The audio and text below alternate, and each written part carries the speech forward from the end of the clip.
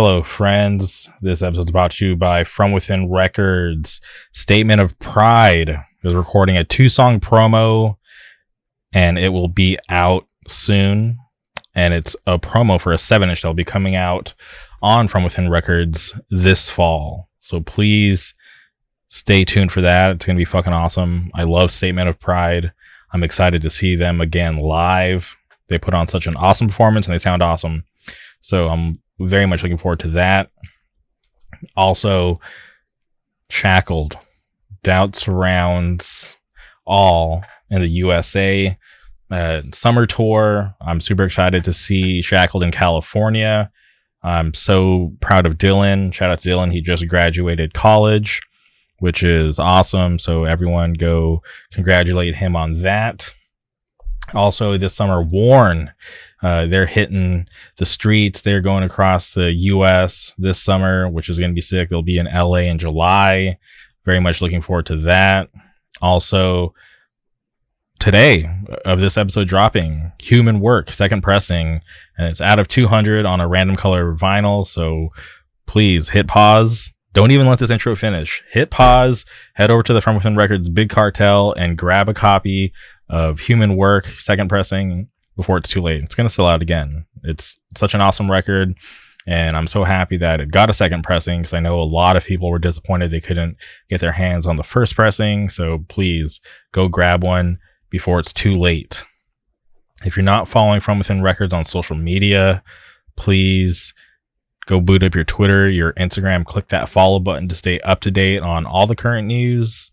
And like I always say, please support From Within Records because they support us. And if you're looking for high quality merch for your band, for your business, for your podcast, for whatever, please go hit up my friends over at Good Fortune Printing out of Wilkes-Barre, Pennsylvania. They do high quality stuff. They've printed all my collab shirts, and I am looking forward to working with them again in the future.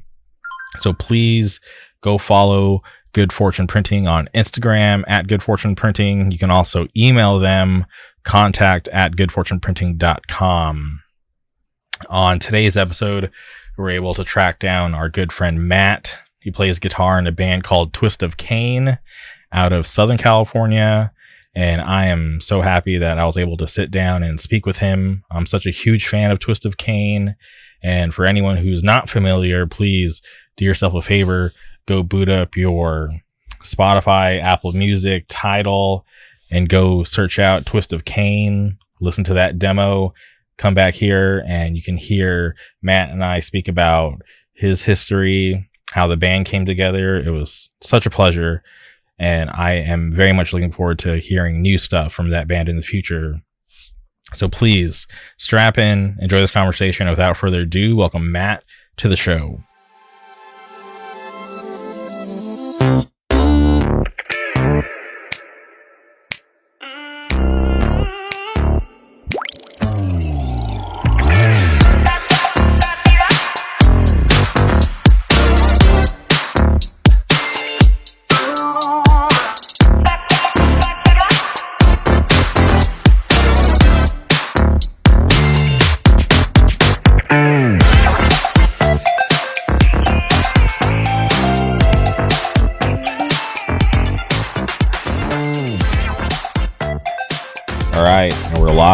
Welcome to the podcast, Matt. How's it going? Good, man. Thank you for having me here.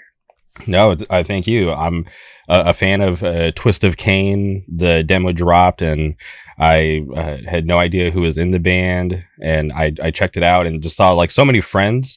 Not even just in California, just a lot of friends like across the U.S. posting it. And I was just pretty surprised at how tapped in everybody was for this new band from California. Yeah, we kind of tried keeping it a secret. We tried not to show anybody any of the music. We were just kind of like, hey, like let's just drop this demo on everybody. But it worked out kind of weird. We ended up playing a show before we even had any music out. Our first show was in November, and our demo dropped this year in February. Mm-hmm. And it was just because recording was a bit of a headache. And Jesse he plays in Abrasion and he plays in Momentum now. He Mm-hmm. played in CU Space Cowboy. He recorded us, and there was nothing with him. Like he's the best guy I've ever recorded with, and we're all gonna go back with him. But we had a little technical issue, so it kept like delaying and delaying and delaying. And so we ended up releasing the demo a lot later than we expected. But the plan was to drop the demo last year around October Mm-hmm. and at least have some people know who the hell we are. But I don't know. I guess it worked out because a lot of us are very involved in the scene already. Like Adrian, he does like graphic design work. So I think that's why homies from like everywhere posted it. Mm-hmm. Adam plays in One Choice. He used to play in Strife. And Josh, who plays in almost all the LA hardcore bands right now. So that's definitely helped us get out there.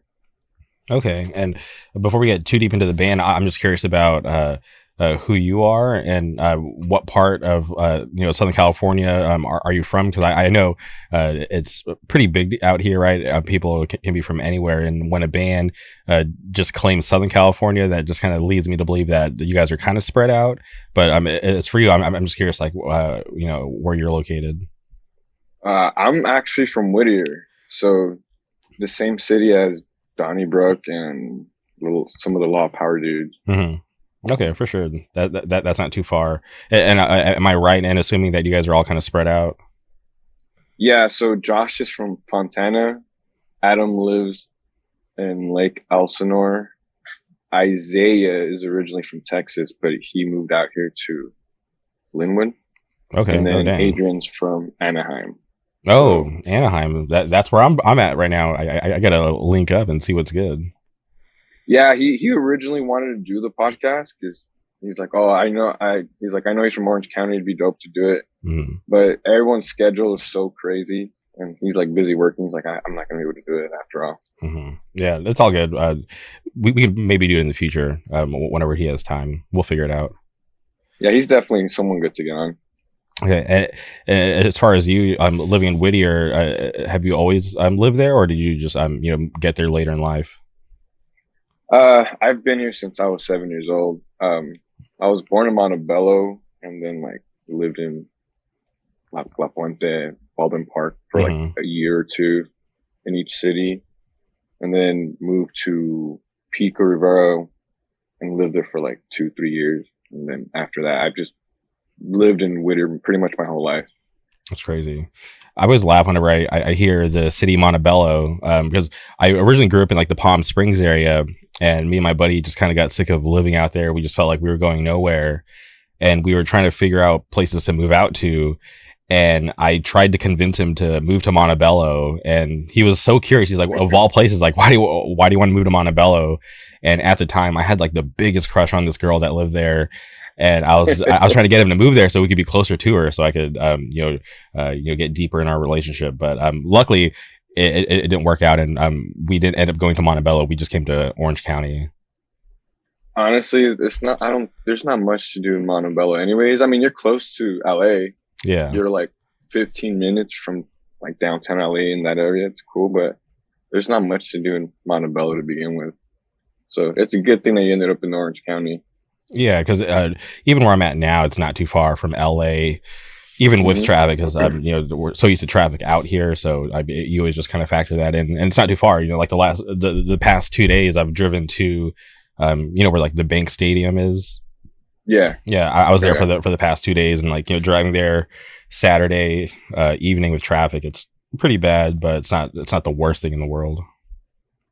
Yeah, it's not too bad. One thing I love about Whittier, at least where I live now, South Whittier, like Whittier is not an easy city to get to, just because like to get to the heart of it, there's no freeways, but you are surrounded by all the freeways you need. You have the 605, the 5, the 60. You're not far from like the 10. So the cool thing about living where I live at is like I'm 30 minutes from LA. I'm 30 minutes from like downtown Orange County, wherever you want to be over there. Like 20 minutes from Disneyland. My wife and I love Disneyland, so it's like when we had our pass, it's like convenient because it's a 20-minute drive. And then I have family Plus, like most of the writing for the band is done at Josh's house, which is like 45 minutes, which isn't too bad. So like Mhm. we're close to everything. Yeah, and sometimes it's better to be in a location like that because being in the thick of things, like living in LA, like like near like downtown or anything. I just feel like there's just too many people, and I couldn't handle that. Yeah, I'm not a fan of like living in the city. Hmm. My wife is from Boyle Heights, and she grew up like in downtown, and she loves it. And she's like, "Oh, I would love to live out here," but I'm like, "Dude, like traffic sucks. There's never any parking. I like where we're at. We're close to everything." Hmm. Yeah, it's just a small sacrifice to not have to deal with like the craziness of LA. Yeah, it's not too bad. And as far as you, I'm just curious about you figuring out about hardcore. How'd you get into it? Um, so I grew up listening to like metal. Hmm. Um, my uncle, so my mom's brother, and my grandma's brother, they grew up listening to like classic rock and like thrash and all that shit. So I gravitated towards that. My uncles listened to like the big four: Metallica, Megadeth, Slayer, Sepultura, stuff like that. So I kind of grew up with that. I always felt like there's two routes to take to get into hardcore, and it's either punk or like metal. Hmm. And I grew up with the metal route. So I was always into that growing up, even classic rock and all that stuff. And it wasn't until like middle school that I started like listening to heavier music. I had some friends introduce me to like metalcore stuff, and that was cool. Like I'm not the biggest fan of metalcore, but like there were some songs where like, oh, this is dope. It wasn't until like high school that my best friend, since I was 13 years old, he started getting into hardcore, and like he showed me a few bands. And just so that I don't make a long story like any longer, that's how I got into it. Just a friend in high school that I was like, yo, like check these bands out. And I kind of fell in love with it after going to a local show. I don't remember what bands played, but my first show was just like a local show. And from there on out, like I'd go to shows every weekend. So ever since I was like 16, 17, that's how I kind of got into hardcore. Okay, hell yeah! And I feel like that's a good place to start because those are like your formative years as being a teenager, just trying to figure out life. Yeah. I mean, to me, it was very important because like, especially like growing up and at a house where like there was always like arguing or fighting.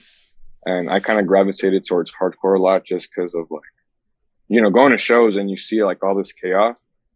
Hmm. Like I don't know how to explain it, but it was kind of cool because like I felt like, oh, like everybody seems angry here, and there's a good place to like let it all out. Like this is a cool spot for me to kick it, and I just kept going to shows.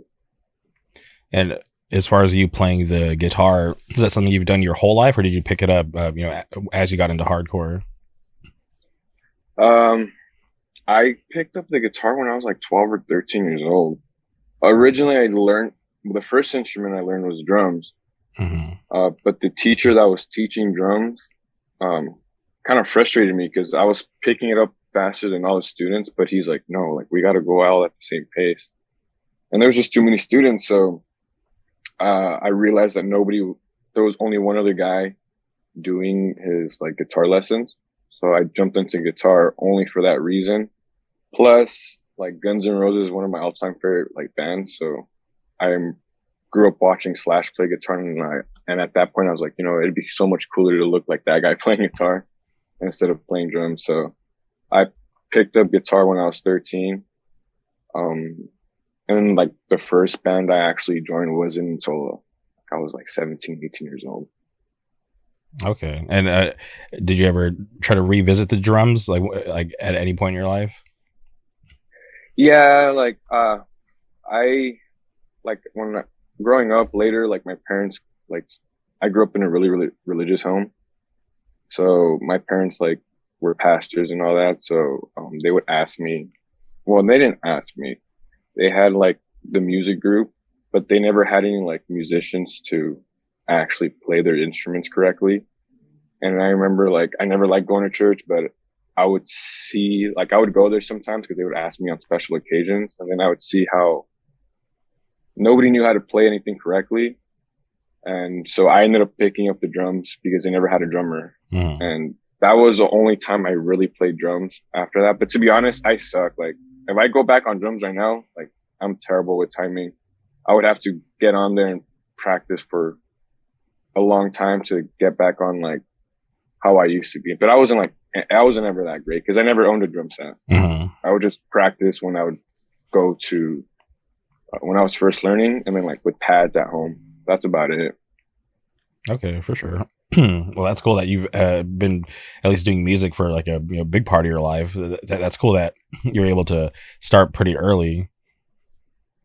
Yeah, and I mean, I've been playing for so long, so playing on stage with bands wasn't anything like too scary because I know a lot of people get nervous. Mhm.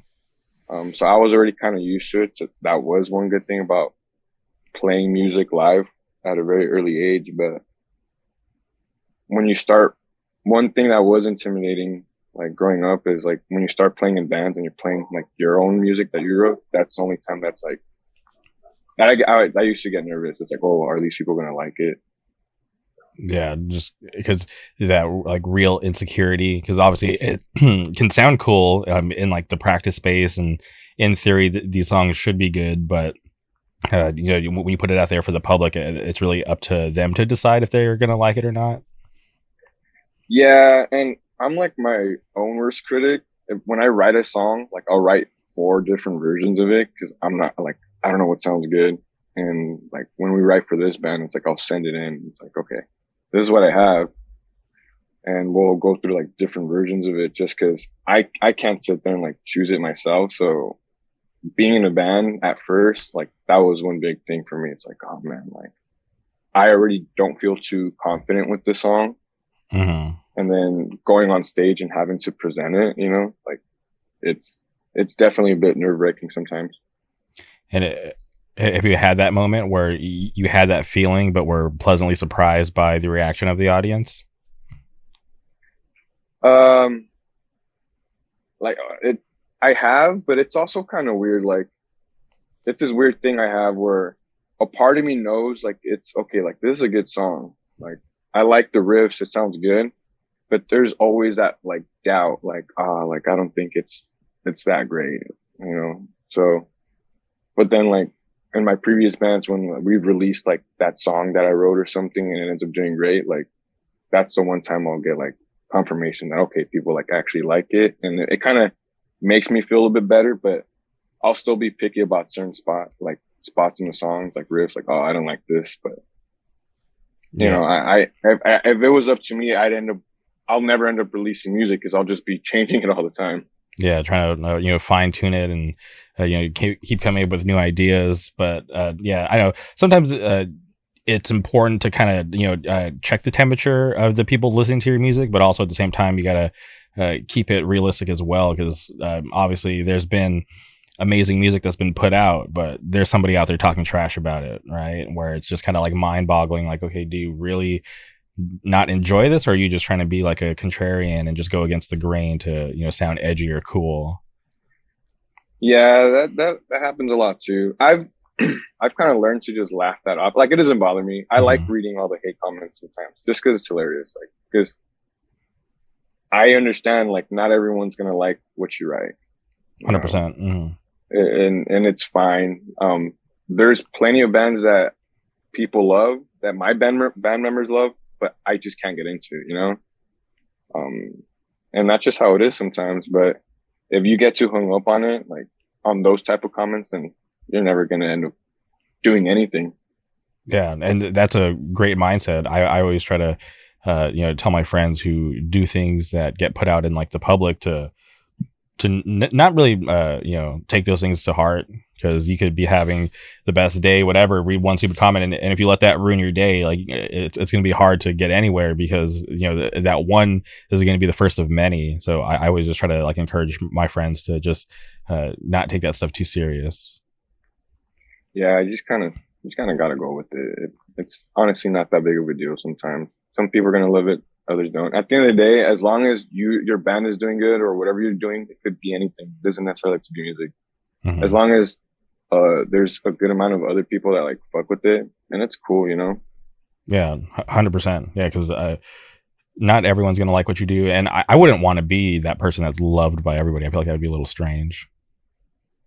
Yeah, that does get kind of weird. Even now, like I'm weird when it comes to like taking compliments. Hmm. It's like I don't know what to say. It's like the same reason why I don't like celebrating my birthday, because it's like all the attention's on you, and I'm like, what else am I supposed to say? Like, oh, thank you. Like, just enjoy what we did, and that's it. Yeah, yeah, it can get a little bit squirrely, right? Because you take one compliment, but if they keep like feeding him to you, it's just like, dude, chill. Like I appreciate it, but like I don't need this to be all about me all the time. Yeah, I mean, and what are you supposed to say? Like, it's like, oh, cool. Like, you can only say thank you so many times before it just starts getting weird.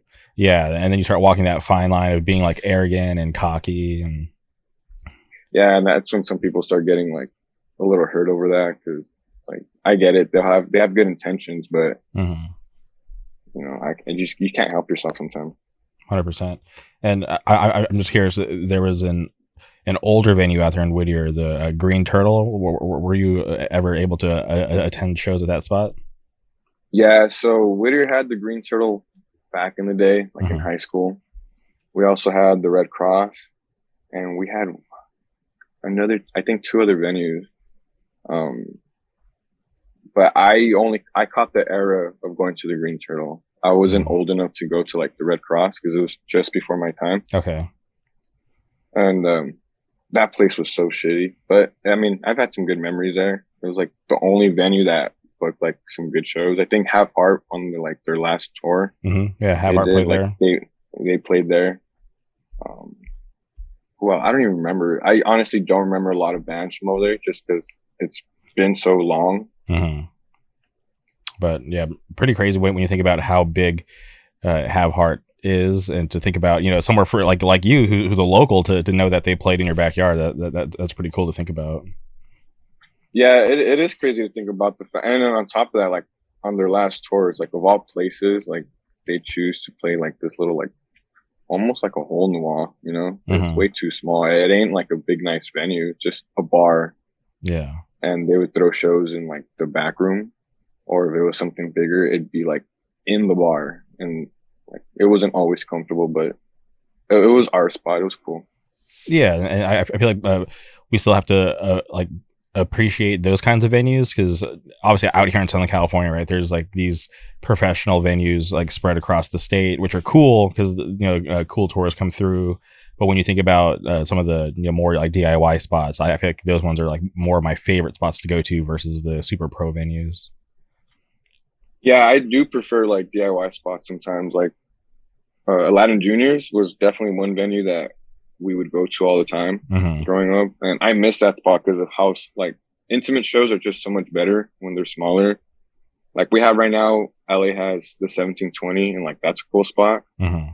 But I always prefer like smaller venues like Aladdin Juniors or like stuff like the Green Turtle. Hmm. Yeah, and I I'm still kind of foggy on why that Aladdin Junior stopped having like hardcore shows, because I drive by it like I drove by it a couple of months ago because I went to a show at the Glass House, and I was just curious to see like what was there, and there was a weird sign in the window that said that they had shows, but I could tell it wasn't like the kind of shows that we go to. So I'm like, this is just turned into this whole other thing. Because you think about the types of bands that have played in that venue versus like what it looks like now. It's just so strange on how it all like unfolded that way.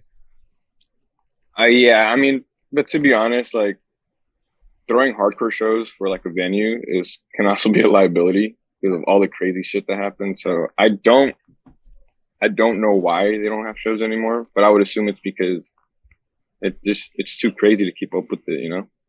Yeah, yeah. I feel like the only time I remember like it being like a real issue was I can't remember exactly what year it was, but Backtrack played and like the fire department showed up and like shut the show down. Because I Oh think, yeah, shit. like I don't know if somebody called or maybe they just happened to drive by and see a fuck ton of people like packed out in this place, because it was definitely over capacity. And yeah, the show got shut down, and that was it was weird because that had never happened before. But like that was seriously the only time I can think back to anything like crazy happening where the show had to stop. Yeah, I fuck, I'm trying to remember that one.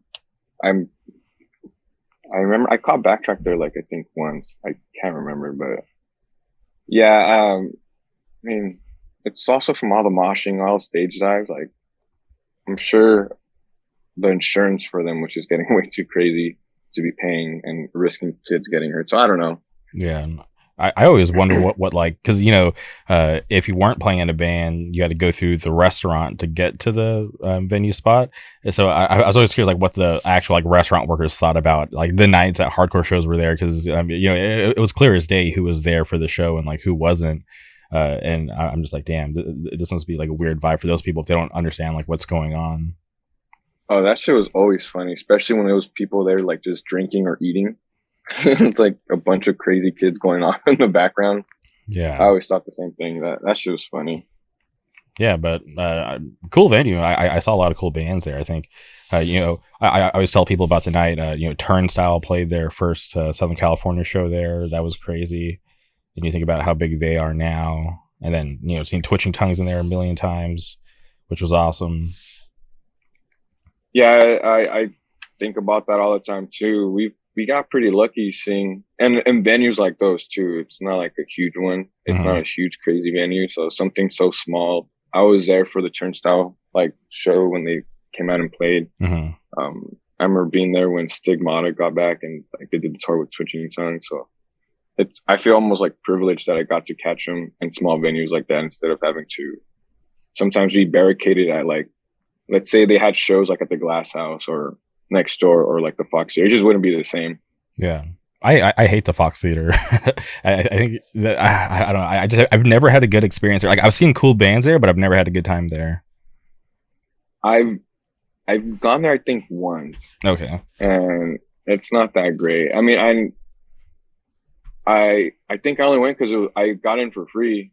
There was a security guard that worked at the Glass House that I became cool with, and Hmm. when there was shows out there sometimes that I wanted to go, he'd hook it up. And I think there was a show at the Fox Theater, and like he like hooked me up to get in. So, but other than that, I've never gone back. It's just weird. It's like a theater. It's literally a theater. So you have seats, and then you have like a pit, but Hmm. you can't really do much there without. At least back in the day, I remember going over there and like security getting pissed off at you for trying to do something. You can't even stage dive. You can't do none of that shit. Yeah, but it also is weird too because you think about like just that one block in Pomona, there was Aladdin Jr., Glass House, and then literally right there was Fox Theater. So it was crazy that there's just those three venues so close together, all within walking distance. Literally, yeah. Then it was cool because there was always something going on too. I Hmm. remember there was a couple times where like I went to a show at the Glass House and then there was like another show going on. Like there was a metal show going on at the Glass House, but then I come to find out there was a hardcore show. So it's like, oh, like I only wanted to catch this band at this venue, so I'll go watch that one, and then after that, I'll shoot through to like Aladdin Juniors or something. Yeah, those nights were always cool because you could basically get like this nice like mixed bill for you because yeah, just like you said, you catch a couple of bands at the Glass House, shoot down to Aladdin Jr. or vice versa, and it was always cool that you were able to make something like that work on those special nights where there's two things going on. Yeah, those are some good times. Well, yeah, I don't think Aladdin Jr. will come back, but at least the Glass House they still have like good shows every now and then, but I feel like over the years they've slowed down with having good shows because like, they still have stuff, but it's just like uh, a lot of things that I'm just not interested in, which is really weird because I remember just growing up, I used to always want to go there just because it was just a little bigger than like Chain Reaction or Showcase Theater back in the day, but not too big. It was still like small enough to where I would still enjoy it and have fun. Yeah, those were the spots growing up. It's like every weekend you'd either be at Aladdin Juniors, Chain Reaction, or the Glass House. Yeah. Especially like when we lost the Green Turtle and there wasn't that many shows. It's like, all right, well, we're gonna go to Chain Reaction. We're gonna go to Glass House. We're gonna go to Aladdin Juniors. There was always something going on, and I kind of do miss those days. But to be honest, like I'm never out in that area anymore for like music, anyways. Like now that we have something closer, it's kind of like better because getting out there sometimes was a headache for us with all the fucking traffic. Hmm. So I'm kind of glad that now we have closer venues to us. So despite having a lot of good memories out there, I'm kind of glad that LA's getting more venues out here.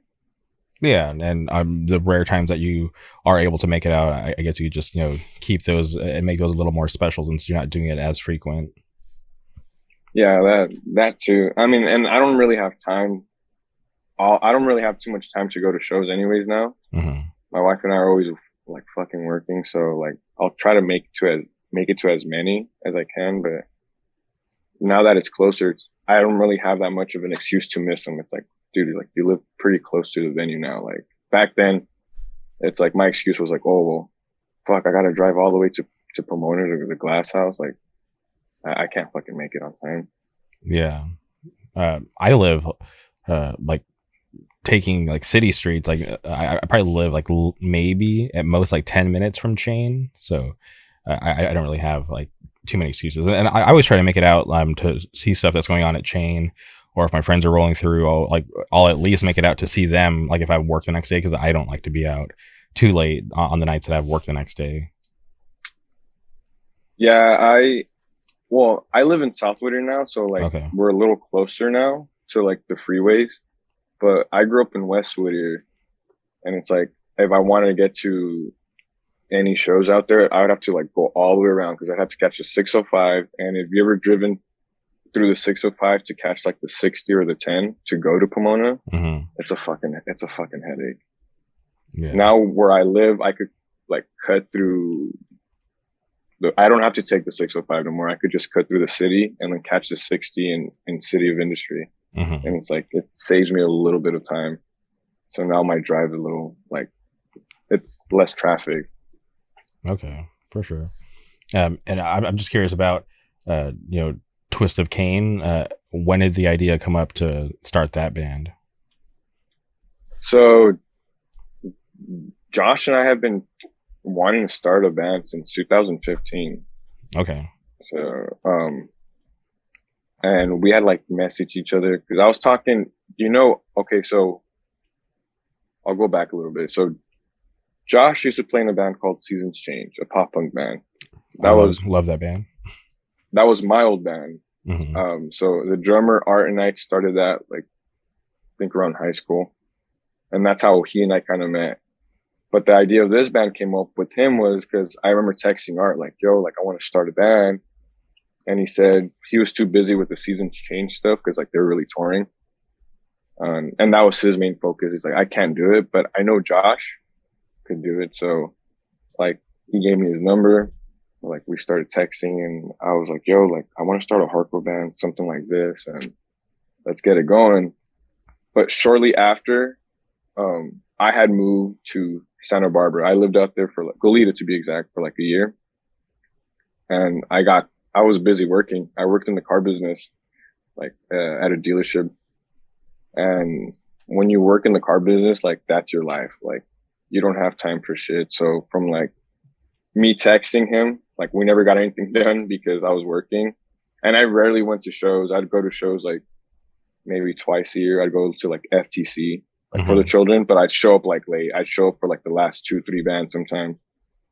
And so I stopped being involved in the scene from 2015 up until like, yeah, it's like 2020, like the pandemic. Once I lost my job and my wife and I opened our business, like it kind of gave me a reason to be able to do music again. But the band was originally talked about in 2015. Then during quarantine, Josh and I texted each other again. He's like, yo, like, want to start that band finally? And this was this was 2021. Mm-hmm. 2020, I'm sorry, towards the end, December. And in 2021, we had our first practice in like February.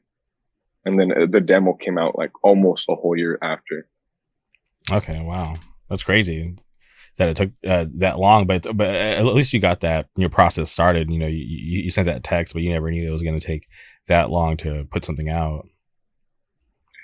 Yeah, it's because Josh is involved. He plays for Vamakara. He plays for Momentum Constrict. So he had all these other bands, and then originally it was he and I. Me, him, and Art actually. Art from again from Seasons Change. Mm-hmm. The three of us were like, well, let's get it going, and we kind of jammed a couple times. But then Art also plays in a banda, like Mexican music. Mm-hmm. So he got too busy with that, and we couldn't always like jam. And then Josh, busy with work and his other bands, like we couldn't. So one reason we took so long is because everybody was just doing shit, and I was the only one that had like a little bit more free time. It wasn't until we found Isaiah. Well, Josh and I were talking, and he's like, well, who do you want to do vocals? We kind of started going through names, and he brought up Isaiah, and I said, okay, like, let's do it. I didn't know Isaiah. I met him through like Josh and us starting this band. And so for a while, it was just us three. And it took so long because I would have to drive to Josh's house all the way to Fontana. And we would like, I would go out there like once a week. Or if he got too busy, sometimes we would only meet up like twice in a month. Mm-hmm. And we would average about like 3 weeks to finish a song. And then the recording process took a couple months because like I said, we had technical issues, and it didn't end up coming out until February. That's crazy, but that's a dedication for you to have to drive down to Fontana so much just to get that practice in to get the songs written. I mean, I wanted to get that thing out as soon as possible because there's like some riffs that I've had since like for like 10 years, and I'm like, dude, like it'd be cool to put something to use. Mm-hmm. And I know Josh was just excited to do something else because he's originally a guitar player. The only reason he ended up playing drums for like Momentum and other bands is because growing up, when he played in bands, there was like no other drummer, so he was kind of forced to play drums, even though he prefers to play guitar. Mm-hmm. So he was just as excited to do something and play like guitar like he's always wanted to. Yeah, it's always weird that seems to be a hang up all the time. Is like, oh, like we can't find a drummer. Like somebody has to play drums. There's just not enough drummers in LA. At least here down here. That's why almost everybody shares the same drummers. It's like the same people playing in everybody's band. Yeah, no, I feel like even out here, because I've had some conversations about starting stuff, and I'm like, who's gonna play drums? And then everybody is like looking at each other, and it's just like crickets because nobody plays. So it's just like, yeah, this isn't really gonna get anywhere until we find a drummer.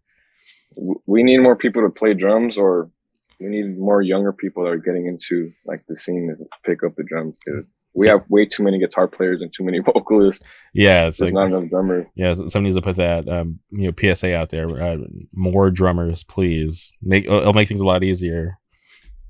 Straight up, I have a homie that I grew up with, and much younger than me, but he's been seeing that I'm playing music again, and he's like, dude, that's so dope. His dad was the one that originally taught me how to play drums and a little bit of guitar, and he's like, dude, it makes me want to play music again. I was like, please do, and start going to shows with me and like join a band because we need more drummers.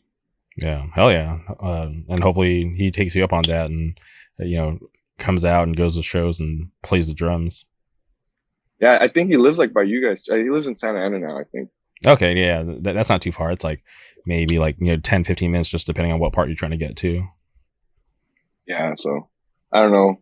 Like I said, we just need more drummers. Mm-hmm. And just a couple things about the band. I'm just curious about the name. Like, where did that come from? And like, how'd you guys come up with that? All right, so "Twist of Cain" is from a Danzig song. Mm-hmm. So it's my favorite Danzig song.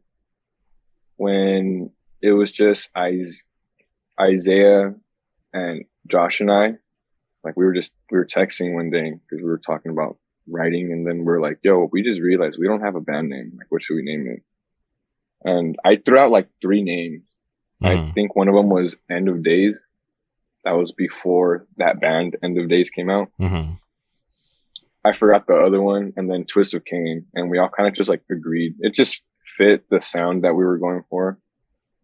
But it's just a Danzig song. For sure. That's cool. I'm sure a lot of people out there, got that, but wasn't sure if that was actually like a reference or not. Yeah, some people don't understand. And it's funny when they try to look us up on YouTube, because at least at first, when the first video that came out, people were like, "Oh, like can we see the set?" Because they knew some people recorded it. Mm-hmm. But when every time you type in "Twist of Cain," like Danzig pops up. Mm-hmm. And I'm just curious about the logo that you guys use. Who designed that one for you guys? Oh fuck! It's Isaiah's homie. I feel so bad because I forgot his name, but he's from Texas. Okay. Um, I think Isaiah just told him, "Oh yeah, I'm starting this band," and his homie just like threw something up real quick for us, and that's been the logo we've been using this whole time. Okay, for sure. And shout out to the homie from Texas. I'm sure somebody will reach out and tell us his name. And as far as the band goes, I know you mentioned I'm involved in a lot of other things, but I know you guys have that Tsunami Gridiron show coming up. But as far as that, do you guys have any other long term plans as far as trying to play more shows? I'm trying to think. Oh, we have a couple more shows after the Gridiron show. We have one, I think, in the OC at some brewery with Jackknife, Brainless, Evil Ways. And then we just got added to Mosh for Youth. I think that one's June or July 2nd. And that's with like Scalp, These Streets, Maya, Brainless. I forgot. I'm terrible. I just know I kind of have an idea of what we're playing. And then we're playing a few more shows in the fall that I can't talk about just yet. But as far as that, I think we just have like 3 more shows planned. We were originally trying to do a run this summer, but because all of us are involved in something, Mm-hmm. Adam can't play because he's doing something with his other bands around that time. And I think Momentum is doing something, so Josh can't. So we're just gonna focus right now during the summer to write more music. Okay, and no after shows or pre shows near the end of July. we have we haven't gotten offered. We haven't gotten offered. We were hoping, but maybe next year. We haven't gotten offered, but it's fine because to be honest, we kind of feel like we've also been playing like around the area a lot, Mm-hmm. and we only have 4 songs, including our intro. Yeah. Plus we cover, plus the cover. We cover Next Step Up, so it's like maybe we should start writing new material. That way, we have a couple more songs in our set list.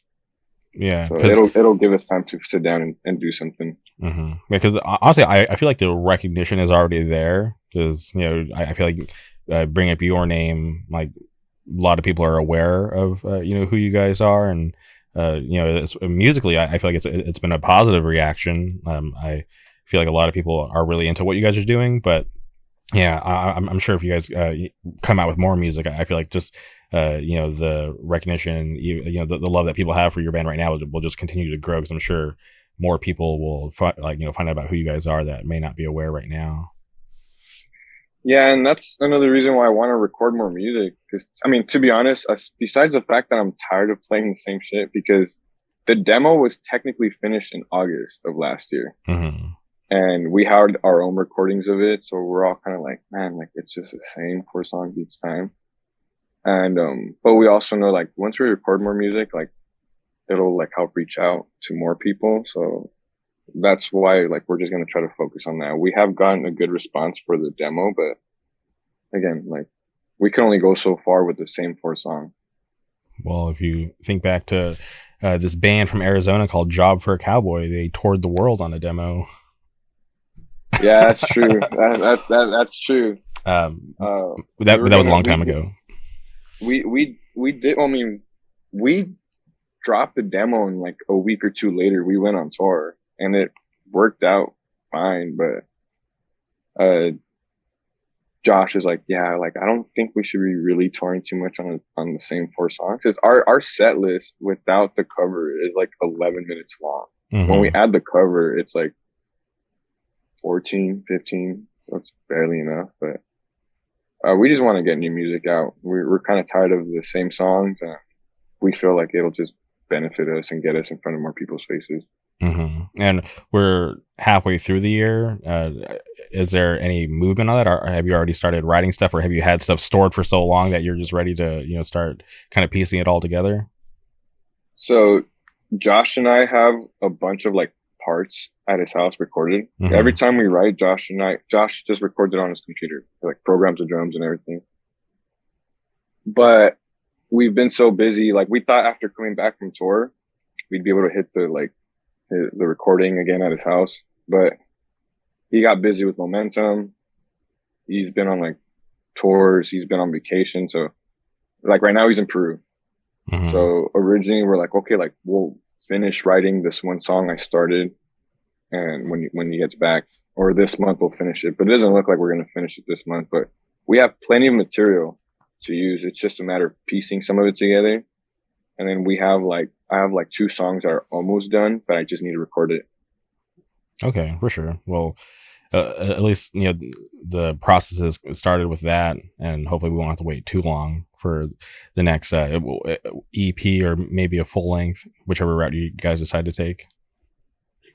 I mean, most of us had agreed that we want to release something like for the summer or fall. Mm-hmm. Um, it's just again, it's taking longer than what we're expecting, but hopefully, like I said, the two songs that I have, like one of them's already pretty much done. I have one half recorded at Jesse's because I went to Jesse to record it, Mm-hmm. and then the other half is on Adrian's computer. He came over and like I was like, "Yo, let me use your computer." So we recorded the parts. I just need to piece them together because on his computer it's just the guitar, Okay. and it's like a shitty version of it because I'm like, I just have this idea and I want to record it before I forget and start piecing it together so I could see how it sounds like as like a whole. Just no drums or bass. So I don't know. Hopefully Jesse right now is also on the East Coast, filling in for One Choice. So hopefully when he gets back and Josh gets back, maybe next month we'll have that song finished, and then we'll need to finish the other song. But realistically, we have enough music, like almost fully written, Mm-hmm. to release like another EP or something. Okay. It's like 4 or 5 songs. Yeah. Well, that's definitely good news. So hopefully we'll hear it sooner than later. And just a couple more things on the band. I noticed that there's no band camp. Is that for a specific reason, or is that like coming soon? We're just not a fan of Bandcamp, to be honest. Okay. Just not a fan. I feel like most people listen to music on either Spotify or Apple Music, anyways. Mm-hmm. Um, for a split second, like I was trying to convince them to release the music on Bandcamp because when you submit your music to try to release it on all the platforms, it has to go through a process and it has to be like they have to like go through your music and make sure it's like good. So it takes sometimes about like 3 to 4 weeks for it to get approved, so for it to actually like be posted up on there. So I wanted to do that just to get the demo out a lot sooner than later, but everybody's like, no, like I just don't want to do Bandcamp because Bandcamp isn't that great. So I don't think you'll ever like see us put music on Bandcamp, For sure. unfortunately. Yeah. I was just curious because when I'm on my computer, that's I just assume everybody has a Bandcamp, so I'll start by looking up the Bandcamp, and hopefully there's like a link in the Bandcamp profile to get to the other stuff. But if that doesn't work, then I'll go to like the social media. So I'll go to the Instagram or the Twitter, and then see if I could branch out from there. But if that's not even available, then I'll have to go straight to the like the Apple Musics, the Tidal, and Spotify. On our Instagram, we when we released the demo, we had the link, so Mm. like it sent you to all like the music platforms. The only one that wasn't on there that I remember is at least Bandcamp. Mm-hmm. Yeah, yeah, it's still there. I was actually looking at it earlier today. And last thing about the band, you guys took down the merch store a couple weeks ago. Is that in preparation for like a new drop, or were you just taking it down until further notice? Um, just until further notice. We're a lot, like I said, a lot of us are busy, so Mm, it's a lot of work to keep up with all the merch sales and packaging and all that. So Yeah. We just decided to get rid of some of the old stuff that we had just laying around, Mm-hmm. and also because a lot of people had been asking, like, when are you guys gonna put up a merch store? So maybe once we print out more designs again and we play more shows, it'll go back up. But we're not really like planning on keeping a merch store open like 24/7. Mm-hmm. Well, at least you're smart enough to still have, like, obviously, like, if people go to the merch store now, it'll, let them know that it's down, but they'll still have the links to your Twitter and Instagram. So I think it's cool that you guys at least do that and not just have it be a dead end. Yeah, and another reason why we're doing it like that is because we did have a bit of an issue at the Out of Pocket show. Like, we put up the merch store, and we had no idea that we were going to sell so many shirts. Mm-hmm. So when it was time to play the show, like, we just had one box, and it was just like mixed sizes of whatever we had left. Mm-hmm. Yeah, so next time we're going to be a little more prepared. Like, we didn't realize that many people were going to buy stuff, so it's cool. Yeah, that just lets us know that people fuck with us. But next time we're for sure if we're gonna do that, we're gonna try to print out a little bit more shirts just for that reason. For sure. Yeah, that's a good problem to have, because that's way better than being stuck with a bunch of merch, Yeah, because that shit sucks sometimes. It just stays there. We've been there. I mean, I've been in bands where that's been the case, and it's no fun. It just gets harder to get rid of. Yeah, because I feel like people kind of realize, like, oh, they've had this design forever. Like, it's not that hot, but yeah. It's people want new shit all the time. Yeah, it's like and the same here. Like, like, if I see a band, I'm just like, oh, okay. Like, I know I got this at the last show. Hopefully I show up, there's a whole new line. But when I see the same stuff, I'm just like, all right, whatever. At least I get to save some money, but I wish they had new stuff. Yeah, and I kind of understand those people too. I've been there before, where it's like, hopefully, I'm hoping that the link stays up for like an old design, because maybe at the time I didn't have money, but mm-hmm. We don't have the time to keep up with all that sometimes. Yeah, and you also don't want to kind of leave your fans hanging. If they place an order and it's not getting shipped out, then they're going to get frustrated and start, hitting you up online like, hey, where's my shirt? Blah, blah, blah. Yeah, so I've been there before too. So it's like, it sucks. So I hope people like understand. It's like, not that we're trying to be dicks. Yeah. It's just, it's what works for us. 100%. Okay. Well, I'm definitely happy to hear all that stuff about Twist of Cain. I'm stoked that, a lot of people are into him. Like I said, even some of my friends out on the East Coast posting about how much they enjoyed the demo, which surprised me, because sometimes I assume that everybody's on the same page as me when it comes to music, right? Or like, if I know about a band, like I swear, like I sometimes I feel like I'm the last person to know, so I assume everybody else has already figured it out. But when I reach out to certain people and they don't know, I'm like, okay, that's weird. But when my friends, from the East Coast know about like this newer band from Southern California, I'm like, how'd you guys figure that out? And it's cool to me to see them post it, because it's awesome to see them showing love when they don't have to.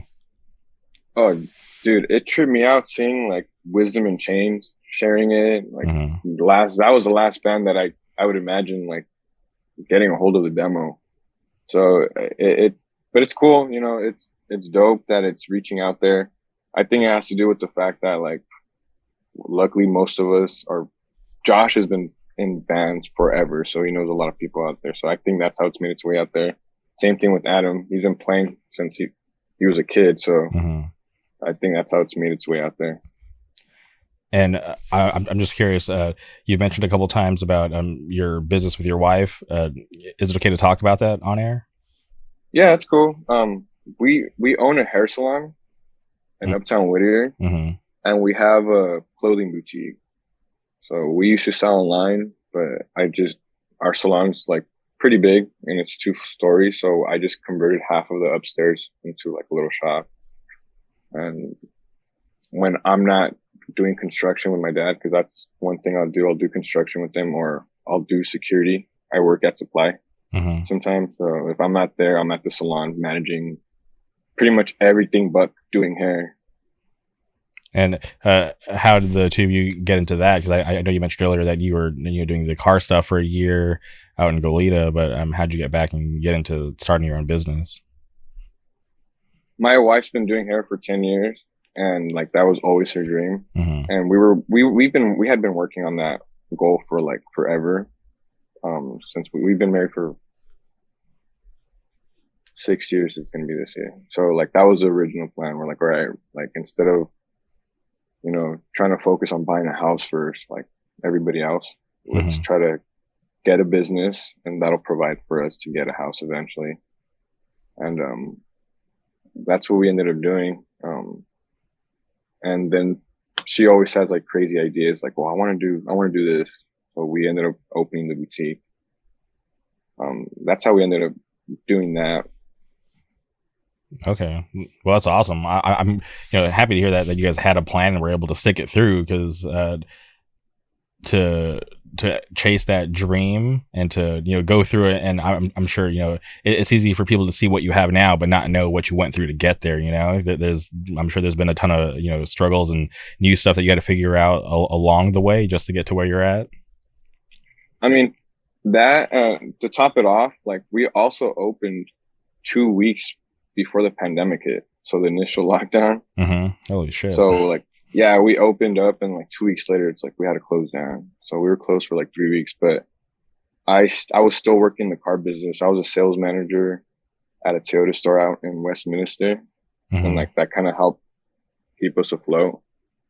And then when they started giving out like government help for like the PPP loans, and like we started applying for grants, like that kind of helped us keep afloat. If it wasn't for any of that, I don't know what would happen, because I eventually lost my job, just like every person. Because when the pandemic originally hit, they cut 70% of the staff at the dealership, like Jeez. service and sales. Mm-hmm. Like a bunch of managers lost their job. I was lucky to be the last manager to lose his job.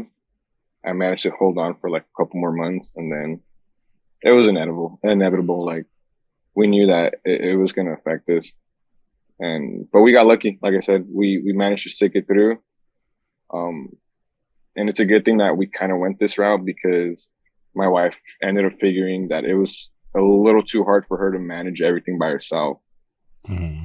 And so we kind of worked together in that sense. I'm not behind the chair, but I'm definitely the one doing the maintenance, doing the office work, the billing, and all that stuff. So Yeah, in some weird way, yeah, you losing your job kind of led you to helping out your wife, and you guys just kind of doing it as a team. That's really cool to hear. and she had been wanting me to leave the business for a while. Like it's a good job, it's a career, Mm-hmm. it pays very well, but you don't have a life. Like I'll be there from like 9 in the morning. One time I got home at like 2 in the morning, because believe it or not, some people are assholes. They'll walk into a dealership at the very last minute, and Mm-hmm. you'll be stuck there for hours and hours negotiating. And as a manager, like sometimes not sometimes, like I'm kind of obligated to stay there till the very end. Yeah.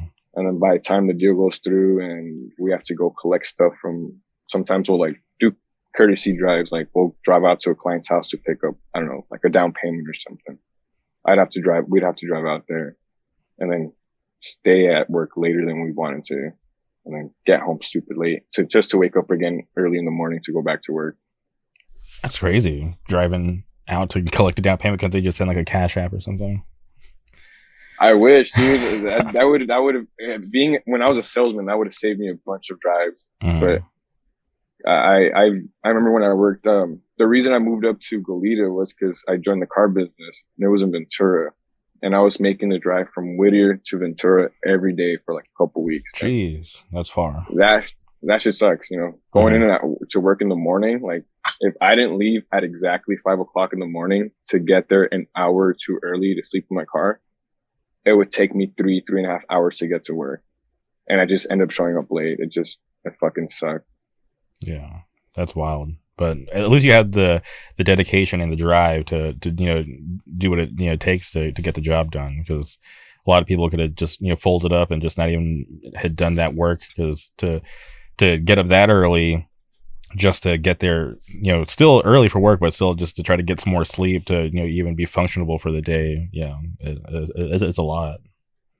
It wasn't easy, but honestly, like I had a dead end job. Like I worked in the kitchen. Like I was a dishwasher, cook's assistant. Like I did all this shit for like years. Mm-hmm. and I was just so over it. And it was just a drive to like want to do something else. Like that's the only reason why I took that job. I applied for a different job where I applied to be like an admin for like this property to work in the office. And like I got the interview with the supervisor, and then the supervisor, all right, you're gonna meet up with the owner now. And when he interviewed me, he was like, dude, you're applying to the wrong job. Like this isn't for you. He's like, because he saw like my resume. He's like, you do better in sales. He's like, if you want to go work for me at my Ford store in Ventura, like I could get you a job there. And I was so desperate to like get out of my current job. I was like, dude, I'll do it. Not realizing how far Ventura was, because I'd never driven out there. Not realizing how far Ventura was. And like, I remember going out there to get interviewed. I was like, I drove out there with, my wife was just my girlfriend at the time. So we were driving out there, and I was like, fuck, like how much longer until we get there? And I ended up taking the job just out of like, because of how desperate I was. That's all. Yeah, no, I've been there, dude. I used to be a server at a Pizza Hut, and it was just pretty grim. I was like embarrassed to tell people what I did for work. I fucking barely made any money, and it was a bummer, but I felt like it was a good like life lesson to be like, all right, cool, like this is somewhere I definitely don't want to be. Let's figure this out and get to somewhere where I can be happy and not go into work hating my life every day. I agree, and it also teaches you how not to be an asshole to people. Like I can't. And one thing I can't stand is when people like are assholes to like people that work in the kitchen, or like just any type of service job. Like they don't realize how hard it is sometimes. Like I never go to a restaurant if they're minutes away from closing, because I'm like, I remember being in the kitchen and like trying to clean up, and then, oh, we have to cook this. It's like, fuck, dude, like we just cleaned everything and put it away. Now I got to go back and fucking do some more shit. Yeah. So it taught me a couple things. Yeah, same here. And I wish a lot of people would kind of have that same respect for those types of people, because not, and granted there are some special cases, right? Because like I hate when I go to a place and I'm just chill, just normal, but then they're rude to me for no reason. I'm like, damn, fuck you. But you know, shit happens. But yeah, that server job definitely taught me a lot, and opened my eyes to a lot of things when I was younger that I still, you know, carry to this day. Yeah, it was, I mean, and that kitchen was my first legit job. And I say legit because before that, I was going to college before I got that job. So my parents were like, well, you got to focus on school. So we'd rather have you just do a part-time job instead of like finding a full-time and trying to juggle studying and all that. So they're like, just focus on school, and why don't you do something else? And so what I did is I worked at a swap meet. I used to have a wholesale license, and I'd go to like a warehouse and buy pallets full of like random like household items, and just go to the swap meet and sell that shit. And so it was like self-employed, but it wasn't like much money, but it was just like I wanted to focus on going on school, and me going and getting a normal job just would have been too much. But I ended up dropping out of fucking college anyway, so like that did me no good. But that was my first job, and it taught me how to like actually interact with other adults, because growing up, like I didn't have to deal with other adults. It's just me and my friend. 100%. Earlier in the podcast, you briefly mentioned Disneyland. I'm a huge Disney fan. It's the reason why I live in Anaheim, because when I first moved to Orange County, I actually moved to Anaheim. That was the first city I lived in, and then as like our lease went up on our apartment, my buddy and I would like look for different places, and like my one stipulation was I just want to be able to get to Disneyland in a reasonable amount of time without having to get on a freeway. But other than that, I'm pretty open to, you know, any city, anywhere. I'm like, you know, pretty laid back, and eventually just moved to a couple of different cities. But I found my way back to Anaheim because I still wanted to be close to Disneyland, but it wasn't it wasn't until the pandemic where like my feelings have kind of changed. Like I still enjoy it. I still have a pass, but I definitely don't go as much as I used to. And it's like I feel like the fun days there are more rare these days than they used to be. Because before, like me and my buddies would go all the time, and it'd always be fun. But now it's just like, damn, this place is like I feel like we're just way more critical on our trips when we go now versus like way back in the day. But I'm just curious about, you mentioned you and your wife used to have passes. I was just curious why you guys didn't, get the new ones, because I know they got canceled for everybody. So there was a time where Yeah, nobody had a pass. yeah. So we had a pass, and it was just like every year just automatically get renewed, Mm-hmm. or we would renew it. And the pandemic hit, so that's the only real reason why we stopped. But to be honest, like before the pandemic happened, we were also very busy with work. So like we haven't bothered renewing it now or going back as often. Plus my sister works there. So it's like, do we Okay. want to go? Yeah. Like, all You got a right. bit of a hookup. Yeah, we got a bit of a hookup. Like Mm-hmm. we don't have time to go too often. So it's almost pointless for us to get a pass. Cause again, before the pandemic, there was a couple months where we just didn't use a pass at all. Mm-hmm. And then and it's funny how things work because right before the shutdown, we were like, oh, okay, like let's go to Disneyland. And we were there for just 2 hours. We were just like, fuck, like we're exhausted. Like, let's go home and we'll just go next week. And then next week it gets shut down. We're like, fuck, you know. So Yeah. we just don't bother getting it renewed no more. We'll go whenever my sister's like, hey, you guys want to go? I'll give you guys tickets. Mm-hmm. Yeah, because it's definitely pointless to be throwing away. Depending on how you pay for it, if you paid it in full, that's a couple $1,000, between the two of you, and then if not, you're throwing away, a couple $100 a month if you're doing the monthly payments every month. And if you're not going, there's literally no point in throwing away all that money. Yeah, it just becomes a waste of money. And to be honest, like my wife and I, like when we go, we're like, we can't hang no more. Mm-hmm. Like we can't. I'm not that old. I'm only 29, but my body's always hurting because on top of working, like I I do jujitsu and I do Muay Thai. So it's like sometimes the last thing I want to do is just be standing in line for a ride or like hanging out somewhere. I'd rather be home resting Mm-hmm. Yeah, and just 100%. leave those trips for like a special occasion. Yeah, no, I'm the same way. Like I used to be able to do like the open to close all the Dude, time, but now it's just like, all right, like I go with my buddy Andy all the time. Him and I normally have like this like unspoken agreement where like we know we're only going to be there for maybe half the day. Like it's rare when we're there for an extended period, or excuse me, an extended amount of time, because we just on top of like our other shit going on in our lives, we don't like to be there all day because it's just too packed. Like I feel like it's worse now before the pandemic, even though they have cut the passes, they tried this whole new reservation system. It's still pretty bad. And you got to think now that like they got rid of like the fast pass line, so they have like this new program Genie Plus where you pay to select your return times. But that just, I feel like, just made everything worse. It didn't really give any improvements like they're hoping for. yeah, it's draining. It's draining. Like I can't do a whole day. I can't even do a half like a day. That's one thing that benefited us about having a pass. It's like we would go there for a couple hours Mm-hmm. and then ride a couple rides and then maybe go back that same week and like do the other half and just walk around eating, drinking. But like I can't do that no more. It's way too tiring. And then Mm-hmm. it's too hot. Yeah, especially now we're like, entering in like summer, and like, geez, it was like, I think like close to like 90 something degrees when I was in LA yesterday. So yeah, it's just getting hotter as like the days progress. That and then being surrounded by a bunch of people sometimes, like I'd rather just be at home, Yeah, nice yeah, and peaceful. 100%. Yeah, because sometimes it's just like you like get stuck in these lines with like a bunch of people you don't want to be around. You hear like the worst conversations, and then you go and you get like on these rides or the ride breaks down. Yeah, there's all these. Yeah, it can be pretty bad. Yeah, I'd just rather not deal with any of that shit.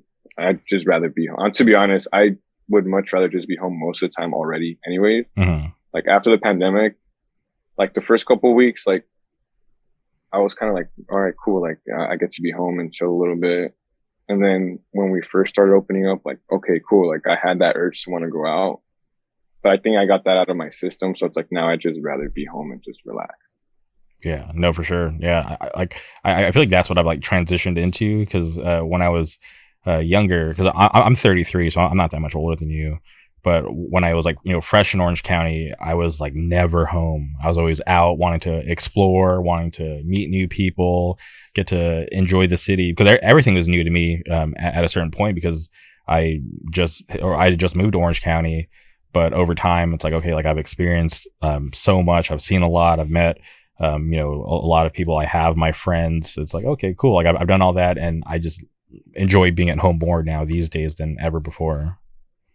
Yeah, I think it just happens when you get older. You kind of just learn to just enjoy your time, your own peaceful time at home. Yeah, because that definitely becomes more rare, especially especially someone like you who's so busy. You got the business, construction, on top of wanting to progress with the band. So I'm sure with your busy schedule, you want to kind of treasure that precious time that you have alone, or just the time to be at home and not have to do any of that other stuff. Yeah, it's not like, and it's funny because I kind of feel like the roles switched a little bit with my wife. Back then, like it was me that always wanted to go out, like, oh, let's go do something. But I think it's because of how much I was working, and like I missed out on a bunch of shit. So it's like, oh, like I want to go do something. Mm-hmm. And my wife was like, no, I'd just rather stay home. And now it's like the opposite. Like I feel like I've done enough, and I'm way too busy now. It's not even with work. It's just like band shit, business, and then like I said, like training. And like I'd rather just go home and like rest instead. My wife and I love going to the movie theater, so if we do go out, like I'd rather go to like a movie and catch that instead. Mm-hmm. Just yeah, because you get to chill and just get to watch something on screen and not have to be like super active. Yeah, exactly. And then like theaters now have like the reclining chairs, so it's more comfortable. I could just get my order food, mm-hmm. have my drink. Some places serve like alcohol, so if I want to have a beer, like I could just kick it at the theater instead of either watching it at home or being out and about and just wanting to go home already. Mm-hmm. Okay, well, I have had a good time speaking with you. This is our first time ever speaking outside of the the DMs, so I appreciate you taking the time to do the podcast and to speak about the band and all your personal stuff. But before we sign off, is there anything else you would like to say? Shout out to Whittier Hardcore. Shout out to Law of Power, Pull Your Card, Momentum, Amakara. Check out their bands if you haven't. That's it. All right. Well, thank you for your time. Thank you for everybody who tuned in, and we'll be back soon. No, thank you for having me here.